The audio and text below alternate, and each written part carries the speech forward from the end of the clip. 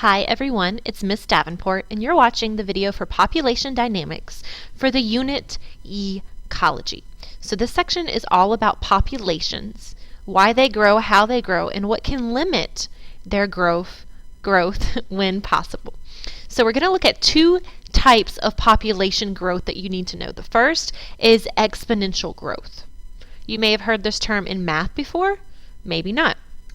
Exponential growth looks like this. So as you can see, it starts out as a small, steady increase and then increases rapidly, very quickly, and it doesn't really have an end. It doesn't really have a limit.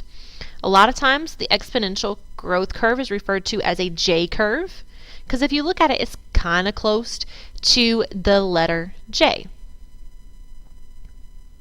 So as the population gets larger, it grows at a faster rate. You notice that there is a little bit of lag time here. That's because in the beginning there's not as many organisms and they're reproducing. 2 becomes 4, let's say, if it was bacteria. 4 becomes 8, 16, and it keeps doubling and doubling and doubling, and eventually, you're going to have such a high number that when it doubles, it jumps up even further. And that's what makes it exponential. It's rapid growth. Okay, growth is unlimited. There's not a limit with exponential growth. That population can keep growing indefinitely or on to infinity if possible. Examples of things that go through exponential growth are bacteria. Bacteria reproduce very rapidly. And they can reproduce through asexual reproduction. So there's not really much wait time at all. There's no eggs to be laid, no babies to be birthed, or anything like that that happens in other animals. Bacteria can reproduce asexually. Very quick. You would see this exponential growth curve. Fruit flies as well, an example of an actual animal versus bacteria. They reproduce really quickly. A lot of experiments are done with bacteria and fruit flies because of their quick reproduction rate and turnaround and this exponential growth.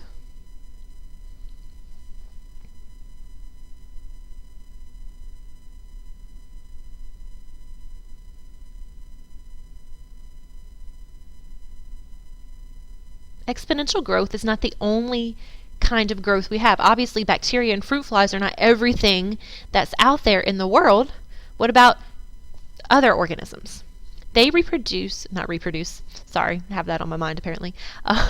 They do not grow exponentially, they grow what's called logistically. So logistic growth looks a little bit different. You'll notice that it starts out a lot like exponential growth. You have this little bit of lag time here. You have this rapid, really fast increase in growth, but then there starts to become a little bit of a decrease. It goes down and up and down and up, and it kind of fluctuates but stays pretty close to this blue line here. This is called the carrying capacity. So what happens with logistic growth is it's more like an S, is at least compared to the exponential J growth curve. And that carrying capacity that we just labeled is the largest number of organisms an environment can support, and it's specifically dealing with one particular population. Just like you walk into a restaurant, you walk into a bar, you sit on the bus, you may have noticed it, you may have not, but buildings, restaurants, buses will have a maximum capacity sign or like a limit for how many people can be in that given place. And they're breaking the law. If the fire marshal would have come in and there was more people there than was deemed safe, then they could potentially get in trouble for that. There's only going to be a certain amount of people that can fit in a given area. Take that to other animals, other organisms. Environments can only support so much. Why is that? Because growth is limited due to factors such as food. There's not an infinite amount of food for larger animals like us, for example. Or if we just even go to something even more simple, a forest with some squirrels. There's only so much food that's available for those squirrels. And so some squirrels are not going to get food and they're going to die. Disease just can come through and completely wipe out a population.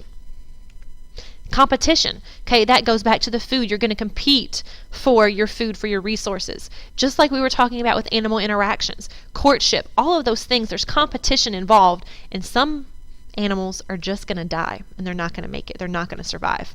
Lack of space as well. With certain habitats, there's only so many squirrels that can fit in that small area of the forest. And all of these things contribute to this carrying capacity and why this doesn't just keep going and going and going and going. And most populations are like this. Most populations do have a limit. So with logistic growth, it can fluctuate or it can change. It's not going to just constantly increase, and it's not going to constantly stay at this carrying capacity. It fluctuates around just a little bit, but it stays right around there. So that is logistic growth.